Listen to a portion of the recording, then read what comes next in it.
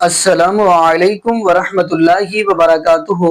اعوذ باللہ من الشیطان الرجیم، بسم اللہ الرحمن الرحیم۔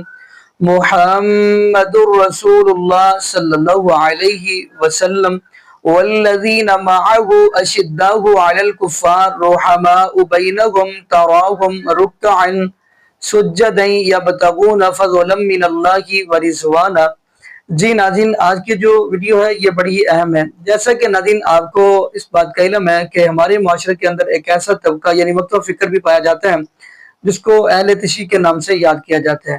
ناظرین میں یہاں پہ یہ بات کرتا چلوں، سارے اہل تشیع کے سارے ذاکر جو ہے نا وہ ایک جیسے نہیں ہیں۔ الحمدللہ بیچ میں ایسے بھی ہیں جو محبوب علیہ الصلوۃ والسلام کے صحابہ کو بھی مانتے ہیں، یعنی تسلیم کرتے ہیں۔ حضرت ابو بکر صدیق رضی اللہ تعالی عنہ کو بھی مانتے ہیں، حضرت عمر بن خطاب رضی اللہ تعالی عنہ کو بھی مانتے ہیں، پیارے عثمان غنی رضی اللہ تعالی عنہ کو بھی مانتے ہیں، اور باقی شیر خدا حضرت علی المرتضی رضی اللہ تعالی عنہ کے ساتھ تو ہر بندہ ہی محبت پیار کرتا ہے۔ لیکن ناظرین آپ کو پتہ ہے ایک ایسا بندہ بھی ہے آصف رضا علوی، جو حضرت عمر بن خطاب رضی اللہ عنہ کے بارے میں دوسرے نے گفتگو کی ہے میدان احد کے بارے میں۔ خیر ناظرین وہ ہم سن لیں گے ویڈیو کی زبانی، لیکن اس سے قبل ایک اور ہم آپ کو ذاکر سنائیں گے جو بندہ حضرت عمر بن خطاب رضی اللہ تعالی عنہ کی اپنی مجلس کے اندر الحمدللہ یعنی شان بیان کر رہے ہیں۔ تو اس کے بعد ہم آپ کو آصف رضا علوی کی گفتگو سنوائیں گے، اس کے بعد انہی کا شیعہ ذاکر ہے جواد نقوی صاحب حفظہ اللہ تعالی۔ جواد نقوی نے اس بندے کا رد کیا، آصف رضا علوی کا جواب دیا، وہ ہم ویڈیو دیکھتے ہیں، پھر انشاءاللہ ناظرین آگے ہم بھی گفتگو کریں گے۔ آئیے ناظرین مل کے ویڈیو دیکھتے ہیں۔ میں نے کہا میراث نہیں ہے، کسی کی ملکیت نہیں ہے محبت علی، جہاں پہنچ جائے پھر وہ کیف و مستی کے عالم میں، جذب و کشف کے عالم میں علی علی کرتا ہوا دکھائی دیتا ہے۔ لکھنے والے لکھ گئے، اور بڑی مشہور و معروف کتاب ریاض النظرہ فی مناقب الاشراق، محب الدین طبری علیہ الرحمہ لکھتے لکھتے اس مقام پر آتے کہ دربار حضرت عمر رضی اللہ تعالی عنہ سجا ہوا ہے۔ وہ کہتے ہیں دربار میں ابو تراب ابو الحسن علی ابن ابی طالب بھی موجود، اور ایسے میں وہ لکھتے ہیں کہ جاء اعرابیان یختصمان عند عمر ابن خطاب۔ وہ کہتے ہیں دو عرب کے دیہاتی لڑتے ہوئے دربار عمر میں داخل ہوئے، لڑ رہے تھے، جھگڑا کر رہے تھے، اور آتے ہی کہتے ہیں کہ اقض بیننا، اے خلیفہ ہمارے درمیان فیصلہ کروائیے۔ چونکہ علی مسجد میں موجود تھے اور پہلے ہی خلیفہ دویم فرما چکے تھے کہ جب تک مسجد میں علی موجود ہو، علی کی موجودگی میں خبردار کوئی دوسرا فتویٰ دینے کی کوشش نہ کرے۔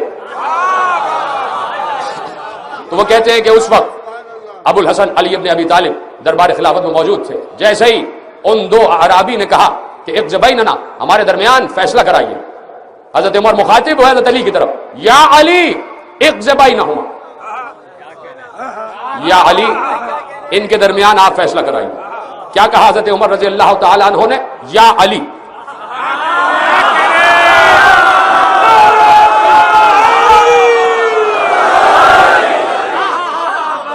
اقض بینہما، ان کے درمیان آپ فیصلہ کرائیے۔ اب ان دو عرب بدوؤں میں سے ایک غصے میں آ کے کہتا ہے ایحکم ھذا، علی کی طرف اشارہ کر کے کہتا ہے ایحکم ھذا، یہ ہمارے درمیان فیصلہ کرائے گا۔ حضرت عمر سے اس کی گستاخی برداشت نہ ہوئی، انہوں نے منبر چھوڑا، دوڑتے ہوئے آئے، اس اعرابی کا گریبان پکڑ کر کہا اتدری ھذا، جانتا ہے یہ کون ہے؟ ھذا مولایا و مولا المومنین، یہ میرے بھی مولا ہے، مومنین کے بھی مولا ہے۔ تو جب شبلی نعمانی نے کہا سب چلے گئے تو پھر اس کا مطلب سب چلے گئے تھے۔ جب سب چلے گئے تھے تو کیوں نہیں گیا؟ شبلی نعمانی کہتے ہیں علی ماتھا چوم کہتا اکفر تب بعد الایمان، ایمان کے بعد کافر ہو جاتا۔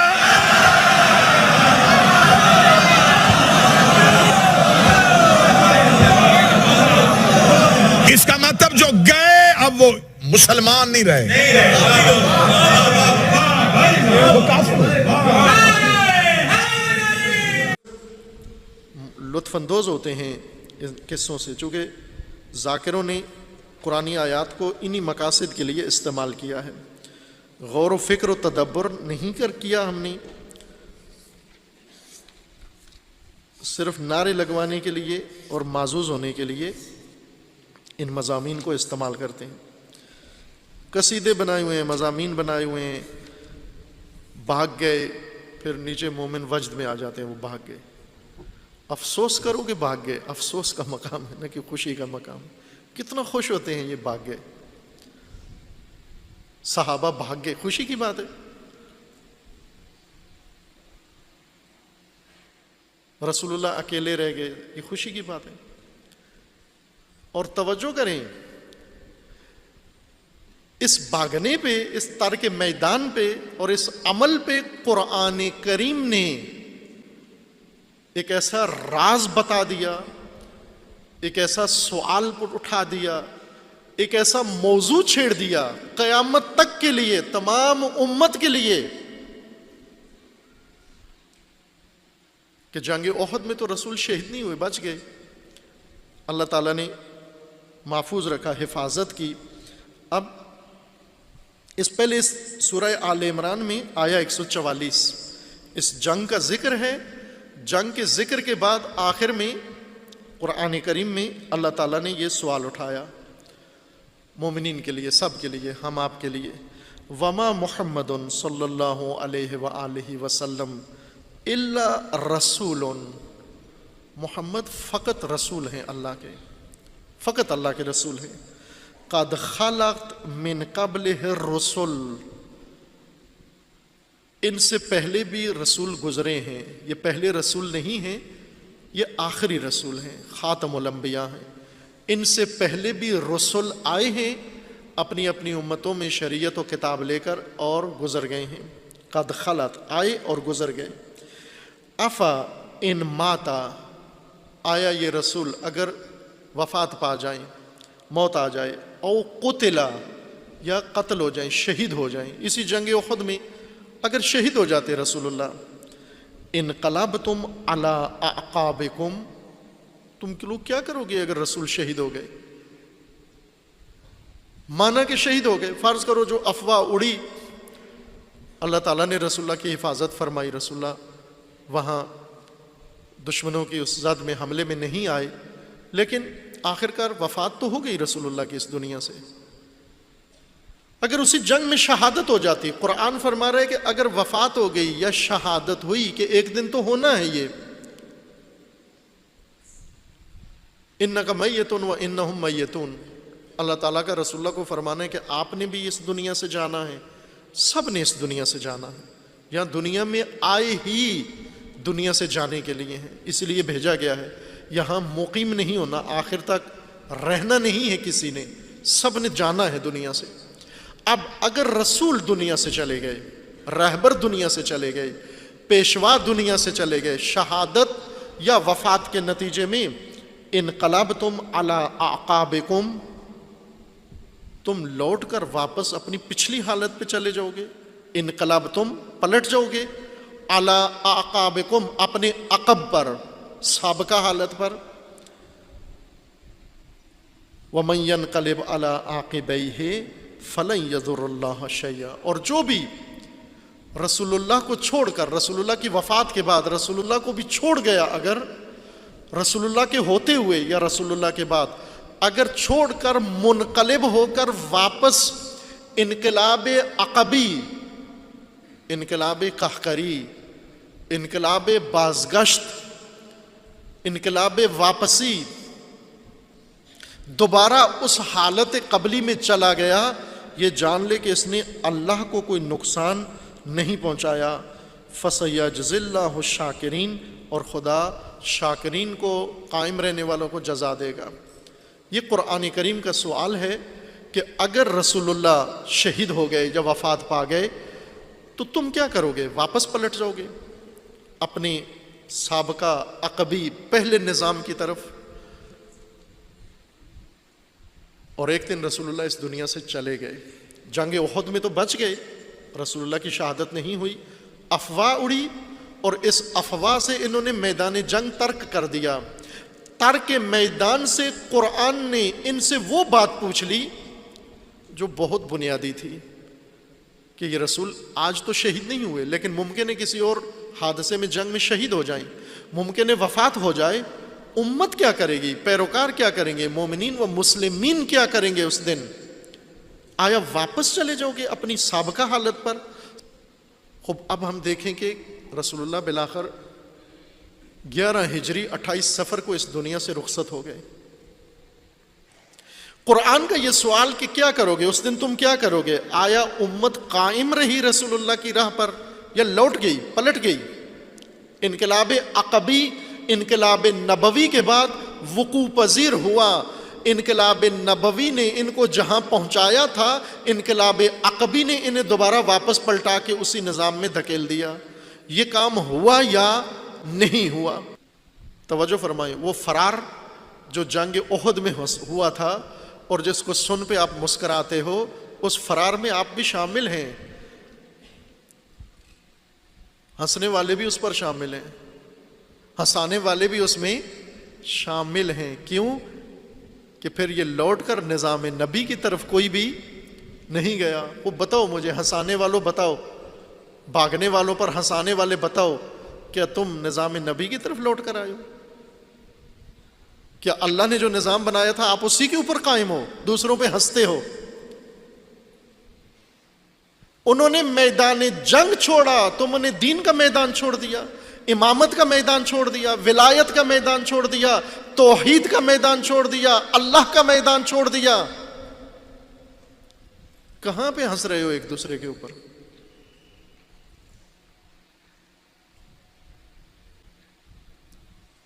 اب انسان دوسرے پہ ہنسنے سے پہلے کہتے ہیں اپنے گریبان میں منہ ڈال کے دیکھ لے کہ ہم قائم ہیں اس کے اوپر۔ کہاں ہے وہ نظام اللہ کا جس کے بارے میں قرآن کہہ رہا ہے کہ نبی کی وفات کے بعد چھوڑ دو گے؟ چھوڑ دیا، پھر لوٹ کر نہیں آئے، ایک دفعہ چھوڑا، رسول اللہ کے بعد امامت کو چھوڑا، آج تک لوٹ کر نہیں آئے، آج تک لوٹ کر نہیں آئے، نہ شیعہ لوٹ کر آیا نہ سنی لوٹ کر آیا، آج تک نہیں آئے۔ لوٹ کر آئے تو بتاؤ کہاں ہے نظام امامت؟ کس دور میں رہا ہے نظام امامت؟ ایسے بھاگے، پلٹ کے بھی نہیں دیکھا کہ تھا کیا، اللہ نے کیا بتایا تھا، اور ہم پلٹ کر نظام جاہلیت کی طرف آئے، اور پھر جاہلیت میں راسخ ہوتے ہوتے ڈوبتے ڈوبتے جاہلیت عرب کے اندر چھلانگ لگائی اسلام کو چھوڑ کر، اور پھر اسی غوطے کے اندر جاہلیت غرب میں جا مبتلا ہوئے۔ ڈوبے جاہلیت عرب میں تھے اور پہنچے جاہلیت غرب میں ہیں۔ آپ بتاؤ مجھے، ابھی پڑھتے کیا ہو، پہنتے کیا ہو، کھاتے کیا ہو، سوچتے کیا ہو، تمہارا نظام کیا ہے، تمہارا آئین کیا ہے، کہاں سے آیا ہے، بولی کون سی بولتے ہو، سب مغرب کی، پھر کس پہ ہنستے ہو؟ جاہلیت غربی میں سر سے پاؤں تک غرق ڈوبے ہوئے، اور قرآن یہی تو پوچھ رہا ہے کہ نبی کے پاس کدھر جاؤ گے، نبی کے بعد کدھر جاؤ گے، کہاں کھڑے ہو؟ آج اپنا جائزہ لو، ذرا اپنا تجزیہ کرو، ہم رسول اللہ کے بعد آج کہاں کھڑے ہیں؟ واقعاً وہیں کھڑے ہیں جہاں رسول اللہ چاہتے تھے، جہاں رسول اللہ پسند کرتے تھے؟ جی ناظرین، آپ نے یہ ویڈیو ملاحظہ فرمائی۔ ناظرین، محبوب علیہ الصلوۃ والسلام کے صحابہ جن کے بارے میں رب العالمین کا قرآن اعلان فرما رہا ہے، فرمایا فَإِنْ آمَنُوا بِمِثْلِ مَا آمَنْتُمْ بِهِ فَقَدِ اهْتَدَوْا وَإِنْ تَوَلَّوْا فَإِنَّمَا هُمْ فِي شِقَاقٍ فَسَيَكْفِيكَهُمُ اللَّهُ وَهُوَ السَّمِيعُ الْعَلِيمُ۔ اللہ رب العالمین فرماتے ہیں محبوب علیہ الصلوۃ والسلام کے امتیوں کو یہ بات اللہ رب العالمین فرما رہے ہیں، اگر آپ ایمان لانا چاہتے ہیں تو محبوب علیہ الصلوۃ والسلام کے صحابہ جیسا لے کر آئیں۔ ناظرین، حضرت عمر بن خطاب رضی اللہ کو تعالی عنہ، وہ حضرت عمر بن خطاب رضی اللہ کو تعالی عنہ ہیں جن کو محبوب علیہ الصلوۃ والسلام نے اپنی دعاؤں کے اندر مانگ مانگ کر لیا۔ حضرت عمر بن خطاب رضی اللہ کو تعالی عنہ وہ محبوب علیہ الصلوۃ والسلام کے صحابی ہیں۔ ان کے دورہ خلافت کے اندر انہوں نے یہ بات کہی تھی، اگر میرے دورہ خلافت کے اندر، میری حکومت کے اندر دریا فرات کے کنارے کتا بھی پیاسا مر گیا تو حضرت عمر بن خطاب رضی اللہ کو تعالی عنہ اپنے رب العالمین کو کیا جواب دیں گے؟ اگلی بھی بات ہم کرتے چلیں، حضرت عمر بن خطاب رضی اللہ کو تعالی عنہ یہ محبوب علیہ السلام کے وہ صحابی ہیں، یقین مانیے جنہوں نے اپنی زندگی کے اندر، آپ حیران ہو گئے، محبوب علیہ السلام کے یہ صحابی حضرت عمر بن خطاب رضی اللہ کو تعالی عنہ، بلکہ یہ بات میرے ذہن میں آ گئی، محبوب علیہ السلام نے معراج کی رات اپنے صحابی حضرت عمر بن خطاب رضی اللہ کو تعالی عنہ کا جنت کے اندر محل دیکھا ہے، کوٹھی دیکھی ہے۔ اگلی بات ہم کرتے چلے، حضرت عمر بن خطاب رضی اللہ کو تعالی عنہ، آپ دیکھیں گے قرآن پاک کی کافی آیات ہیں کہ محبوب علیہ السلام کے صحابی حضرت عمر بن خطاب رضی اللہ کو تعالی عنہ فرمایا کرتے تھے کہ اللہ کے محبوب علیہ السلام جی، مومنوں کی ماؤں کو اور عورتوں کو چاہیے کہ پردہ کریں، تو اللہ رب العالمین نے فوراً محبوب علیہ السلام کے اوپر قرآن نازل فرمایا یا ایھا النبی قل لازواجک و بناتک ونساء المؤمنین یدنین علیہن من جلابیبہن ذالک ادنی ان یعرفن فلا یؤذین وکان اللہ غفورا رحیما۔ بلکہ ناظرین آپ حیران ہو گئے، حضرت عمر بن خطاب رضی اللہ کو تعالی عنہ فرماتے ہیں محبوب علیہ السلام جی، مقام ابراہیم پہ ہمیں 2 رکعتیں پڑھنی چاہیے، تو اللہ پاک نے فوراً محبوب علیہ السلام کے اوپر قرآن نازل فرمایا وَاتَّخِذْ مِن مَّقَامِ إِبْرَاهِيمَ مُصَلًّى۔ تو ناظرین حضرت عمر بن خطاب رضی اللہ کو تعالی عنہ، بلکہ یہاں پہ یہ بھی بات کرتا چلو، انسان کی زندگی ہے نا، اس کے اندر بھی اللہ پاک نے عمر یعنی عمر کا نام ڈال دیا۔ آپ کہیں گے وہ کیسے؟ بچہ دنیا پہ آتا ہے تو آپ کو پتہ ہے پرچی بنوانے کے لیے جاتے ہیں تو وہاں پہ پوچھا جاتا ہے کتنی عمر ہے، پھر تھوڑا سا بڑا ہوتا ہے، اسکول کے اندر داخل کروایا جاتا ہے تو وہ پرنسپل پوچھتا ہے اس کی عمر کتنی ہے، پھر یہ تھوڑا سا بڑا ہوتا ہے تو اس کی شادی کرنے لگتے ہیں تو وہ لڑکی والے پوچھتے ہیں عمر کتنی ہے۔ پھر اگلی بات ہم کرتے چلیں، قیامت کا دن ہوگا، محبوب علیہ السلام کا فرمان ہے قیامت کا دن ہوگا کہ اللہ رب العالمین قیامت والے دن پوچھیں گے لوگوں سے، ان سے پوچھیں گے بتاؤ آپ عمر کہاں پہ گزار کر آئے ہو، یعنی اللہ رب العالمین نے جگہ جگہ پہ حضرت عمر ابن خطاب رضی اللہ کو تعالی عنہ کے نام کا یعنی ذکر کر دیا۔ خیر ناظرین یہاں پہ ہم یہی دعا کرتے ہیں اللہ پاک ہمیں عقیدہ توحید نصیب فرمائے اور اللہ پاک ہمیں محبوب علیہ السلام کی شریعت کے مطابق زندگی گزارنے کی سیکھ دے، اور اللہ پاک ہمیں 5 وقت کا پکا سچا نمازی بنائے، اور جتنے بھی بے اولاد جوڑے ہیں اللہ پاک سب کو نیک نورینہ صحت تندرستی والی، ایمان والی، لمبی زندگی والی اولاد عطا فرما دے۔ جزاکم اللہ خیرہ، احسن جزا۔ السلام علیکم ورحمۃ اللہ وبرکاتہ۔